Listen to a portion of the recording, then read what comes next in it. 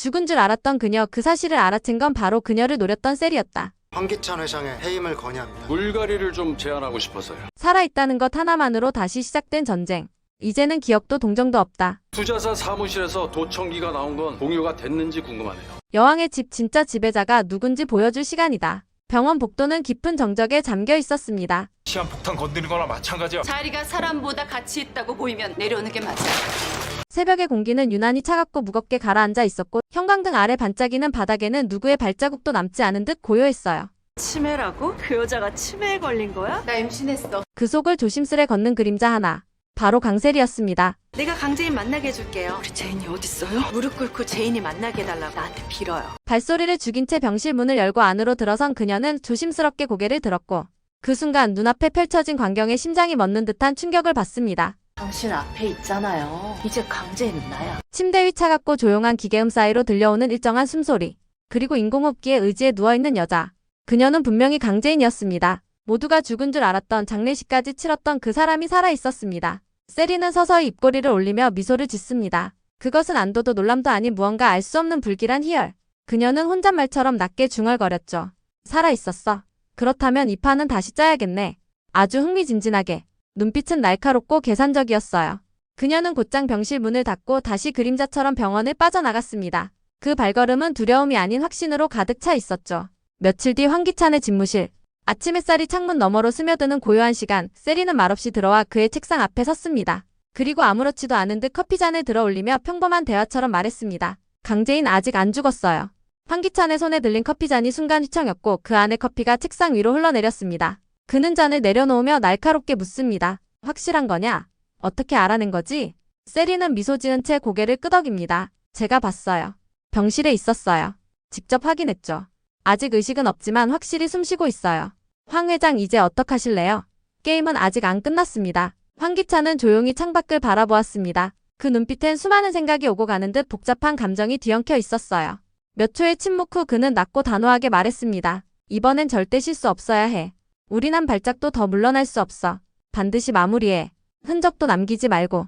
그 시각 김도윤은 여전히 병실 안 깊은 그림자 속에서 강재인을 바라보고 있었습니다. 그의 눈빛에는 지난 2주간 한순간도 쉬지 못했던 고통과 분노 그리고 간절한 기다림이 담겨 있었죠. 침대 위에서 호흡기 소리만 남긴 채 잠들어 있는 제인은 마치 시간이 멈춘 듯 고요했습니다. 그녀의 손을 조심스럽게 감싸진 도윤은 낮게 숨을 내쉬며 중얼거렸습니다. 이제 곧 깨어날 거예요. 천천히 당신 기억도 돌아올 거예요. 그때가 되면 당신이 직접 심판할 수 있게 해줄게요. 그 누구의 손도 아닌 당신의 목소리로. 그의 음성은 떨렸지만 단호했습니다. 그리고 그의 손에는 조심스럽게 감춰둔 USB 하나가 들려 있었습니다. 이 USB에는 모든 것이 담겨 있었습니다. 황기찬과 강세리가 계획한 그 끔찍한 음모, 제인의 죽음을 위장하려 했던 음성, 그리고 아버지 강규철의 마지막 절규까지. 도윤은 이미 그 파일을 세 곳에 분산 백업해두었고 언제든 세상에 공개할 수 있는 준비를 마친 상태였습니다. 하지만 그는 여전히 그 파일을 사용하지 않았습니다. 왜냐하면 그 싸움은 제인의 것이었고 그녀가 깨어나 직접 목소리를 낼 수 있도록 모든 무대를 준비하는 것이 그의 역할이라 믿었기 때문이었죠.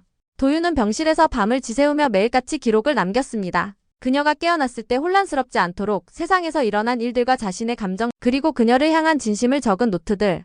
그 노트의 한 페이지엔 이렇게 적혀 있었습니다. 너는 아직 살아있고 세상은 널 기다려. 그러니 두려워하지 마. 내가 여기 있어. 그 순간 제인의 손가락이 미세하게 움직였습니다. 도윤은 숨을 멈춘 채 그녀의 얼굴을 바라보았습니다. 눈꺼풀이 아주 조금 떨렸고 호흡의 리듬이 살짝 달라졌습니다. 제인아, 들리니? 나야 도윤이야. 괜찮아. 천천히 와도 돼. 기다릴게. 의식이 깨어나는 그 짧은 찰나 그녀의 눈꺼풀이 서서히 열렸습니다. 아직 초점은 맞지 않았지만 그녀는 도윤의 얼굴을 인식하려 애쓰는 듯 미약하게 입술을 움직였습니다. 도윤은 환하게 웃으며 고개를 끄덕였고 곧 그녀의 손에 입을 맞췄습니다. 이제 시작이야. 내가 돌아왔다는 것 그 자체로 모든 게 달라질 거야.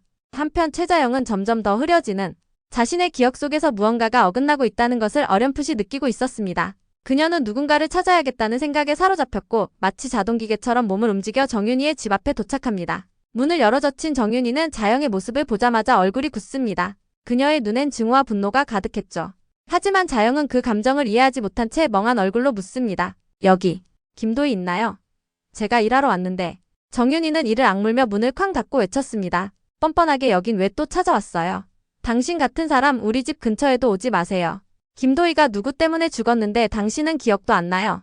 자영은 문 앞에 주저앉아 버립니다. 그리고 점점 흐려지는 현실 속에서 울먹이며 외쳤죠. 나는 그 애가 죽었다는 것도 몰랐어요. 왜 나한테 이러는 거예요? 나는 그 아이를 사랑했어요. 진심으로. 그 울음은 이내 울부짖음으로 번졌고 지나가던 이웃들마저 발걸음을 멈추고 자영을 바라볼 정도였습니다. 그녀는 그렇게 문 앞에 주저앉아 한참을 울었습니다. 그리고 비틀거리며 자리를 떠났습니다. 같은 시각 병원 복도. 야심한 밤 조용히 열리는 병실 문.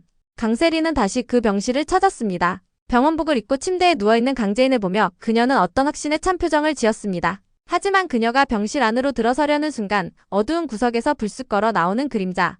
도윤이었습니다. 그는 벽에 기대어 있다가 고개를 들며 말했습니다. 여긴 당신이 들어올 곳이 아닙니다. 세리는 당황했지만 이내 태연한 표정으로 변하며 대답했죠. 도윤씨 긴장 푸세요. 그냥 확인만 하려던 참이에요. 살아있다면 축하라도 해야 하지 않겠어요? 도윤은 한 걸음 다가서며 냉정하게 말합니다. 그 입 닫고 나가요. 다시는 이 병실 근처에도 얼씬하지 마요. 다음번엔 내가 참지 않을 수도 있어요.